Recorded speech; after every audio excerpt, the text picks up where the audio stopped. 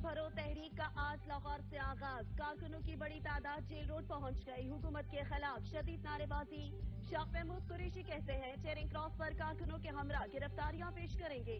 तहरीक का मकसद पुरअमन एहतजाज है। हुकूमत ने गिरफ्तारियों से इनकार किया तो PTI रहनुमा और कारकुनान माल रोड चेरिंग क्रॉस पर धरना देंगे।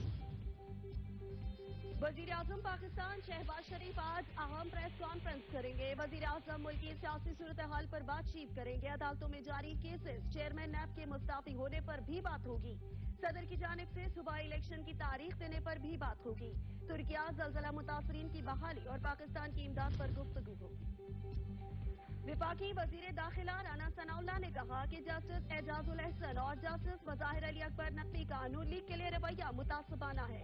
इनसे इंसाफ की उम्मीद नहीं। दोनों जज नवाज शरीफ और शहबाज शरीफ से मुतालिक दर्जनों मुकदमात में मुखालफाना फैसले दे चुके।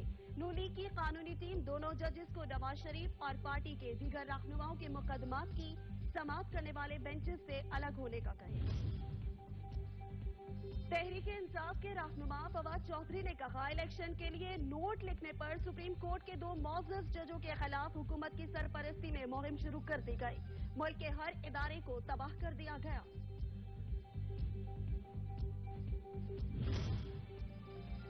वजीर खजाना इसहाक डार की सदर मुमलिकत से मुलाकात। फाइनेंस बिल की मंजूरी में ताखीर नहीं होगी। सदर ने वजीर खजाना को यकीन दहानी करा दी।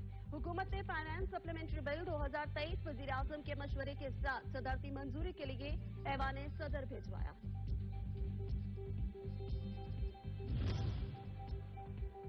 वजीर मेहनत सेन सईद गनी ने कहा कि जो हारते हैं वो दरख्वास्त देते हैं। पाकिस्तान पीपल्स पार्टी ने इलेक्शन में ज्यादा सीटें जीती हैं। ये वाहिद इलेक्शन था जहां एक गोली नहीं चली और कामयाब इलेक्शन रहा। हमारा रोज़े अव्वल से मौक़िफ़ है कि इलेक्शन कमीशन का जो भी फैसला होगा कबूल होगा। हम भी इलेक्शन कमीशन से इंसाफ की उम्मीद रखते हैं।